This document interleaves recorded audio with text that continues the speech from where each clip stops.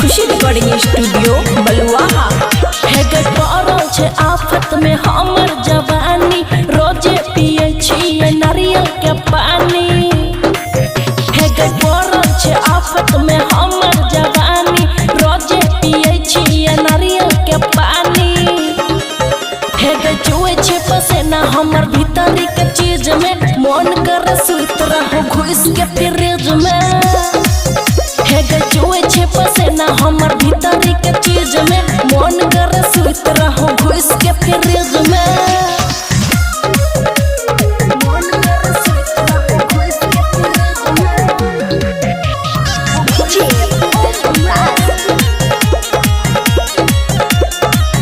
हाँ गिरे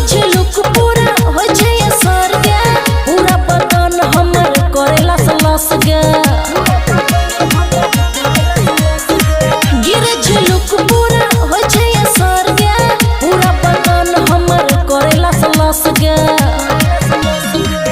हमरा कोनो उपाय नहीं सुझाय चले गे मन रोही रोही उबिया चले गे हे गयो कि मुके होय छले भीतरी के चीज में मन करे सुत रहू जाके फ्रिज में हे गयो कि मुके होय छले भीतरी के चीज में मन करे सुत रहू जाके फ्रिज में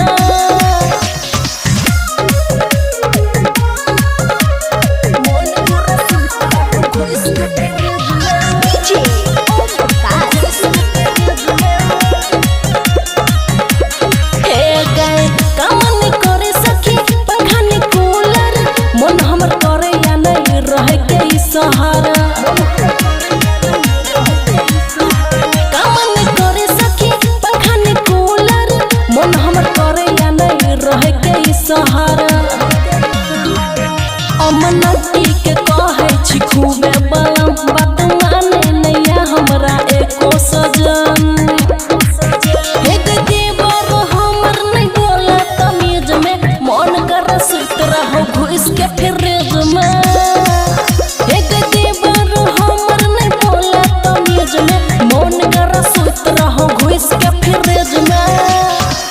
खुशी रिकॉर्डिंग स्टूडियो बलुआहा।